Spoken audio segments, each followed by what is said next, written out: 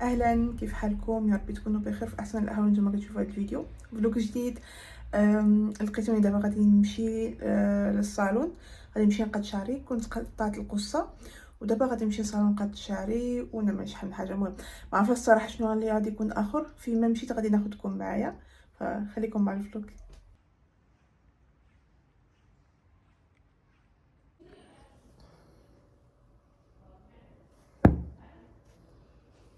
هذا هو شعري، قطعتها طبعا.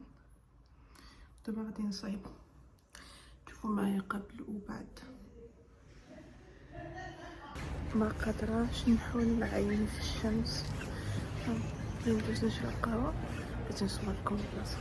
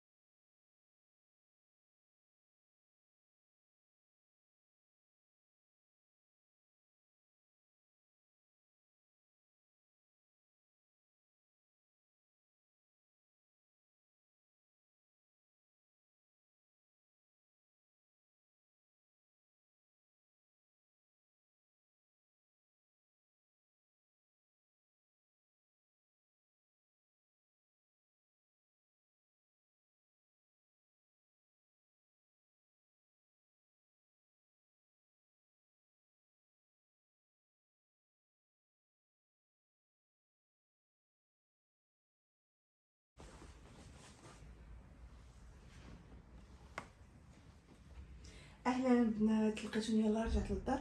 المهم بزاف بغيت نبارطاجي معكم معايا شنو خديت. كنت دوزت الابيا اللي هي التعاونيه هذه. ماشي اول مره صراحه غادي ناخذ من عندهم لي برودوي. كنت خديت من عندهم زيت ارغان، وكنت خديت من عندهم حتى الصابون البلدي، وكنت خديت من عندهم شحال من حاجه ليلي ولختي. والصراحه الكواليتي ديالهم فنه. اول حاجه خديت هاد الشامبوان هذا اللي ديال الحشيش.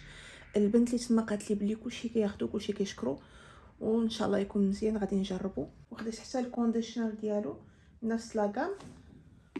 وهذا زيت ديال الشعر، كتشقق به الشعر قبل من الدوش، حتى هو من نفس لاكام، وحتى هو بزيت ديال الحشيش. اخر حاجه خديتها اللي هو هاد جيل دوش، الريحه ديالو كتحمق وفي ريحه ديال العسل والريحه ديالو فنه، فخديته قلت نجربه.